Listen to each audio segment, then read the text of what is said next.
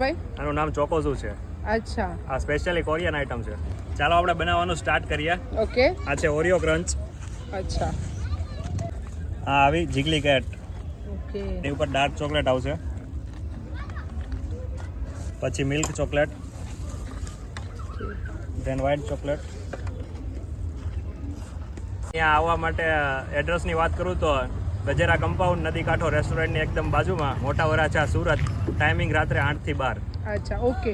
અને આનો શું પ્રાઇસ હોય છે? આની પ્રાઇસ એકદમ મિનિમલ હોય છે, 100 રૂપિયા. ઓકે. આ બને કોકો પાવડર મિલ્ક શુગર થી બને. ઓકે. ને આ ધ્રુજે છે કઈ રીતે? એ તો અમને ધ્રુજે છે, વાઇબ્રેટ થાય છે. ઓકે. જીગલી કેટ. તો તમે જોઈ શકો છો કે કેટલું ફાઇન ધ્રુજે છે અને એકદમ ક્યુટ છે. તો ચાલો ટ્રાય કરીને તમને કહું કે મને ટેસ્ટમાં કેવું લાગ્યું.